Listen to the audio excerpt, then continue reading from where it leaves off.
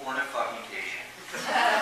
What I'm saying is no one's dipping a lick, playing the bone flute, or getting jiggy with a purple tulip. Fucking. It's just this socially collective lie that everyone's bought into. So much so that they need to perpetuate that myth in order to appear like a normal, fully functioning member of society. Okay, perhaps that's exaggerating a bit. Maybe some people are doing it. Not most people. No, I'd say the majority of us here tonight aren't bumping nutcase. Not currently, certainly. But maybe some people out there are screwing. Maybe even right now. But they aren't happy about it. The ones out there who are at this very moment pressing their moist, all too warm flesh against one another in a frantically quasi-rhythmic fashion. They may be making the beast with two backs, but believe me, they're not enjoying it. Not as much as they'd like you to believe. And really, it's not that hard to understand why. All that sex you're not having is because you're afraid. Afraid of the cost in the long term. And I'm not even talking about your substantial chances of contracting some debilitating disease from your 15 minutes of flailing. Because there are other concerns as well. What are people going to think? What about mom and dad? Better yet, what about the guy or gal you're slipping into? What if he or she, whatever, your partner doesn't enjoy the effort you're putting forth? I don't know, maybe you're no good. Maybe you're rubbish at it. I mean, it seems like it ought to be simple enough. This thing here goes in that thing over there and instant magic.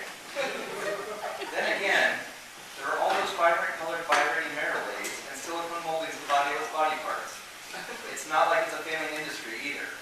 Someone out there must not be doing it right. And by somebody, I mean lots of somebody.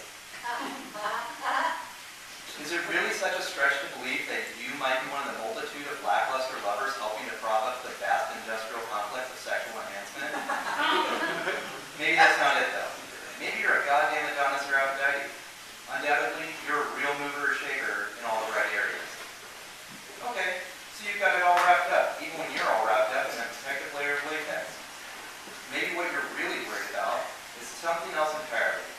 Maybe the fear is that during the act, with all that thrusting and grinding, some wire up in the old noggin might get bumped loose and end up crossways. There's a fear that some electrical pulse might explode during all those fireworks at the climax and forge a new pathway deep down the dark nethery regions of your brain.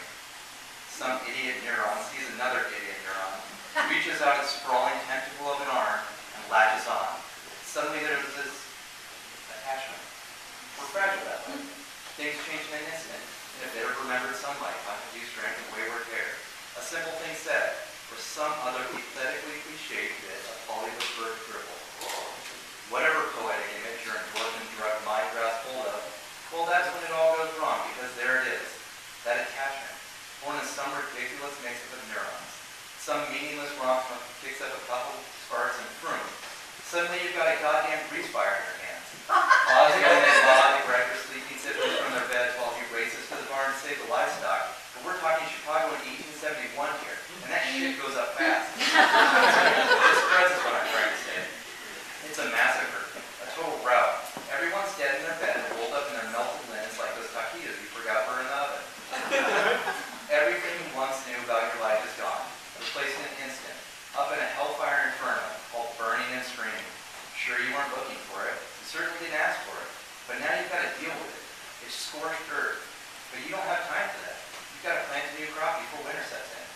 You've got to find a way forward from here. That's the rub with those inconsiderably connected neurons. Odds are it'll only happen for the one of you. We're cold and hard that way. I'm saying that what you're feeling, it's an aberration, a fluke, and lightning, it rarely strikes twice and almost never in the same place. Better to just pray that it kills you on impact. Now maybe that's not as convincing or funny,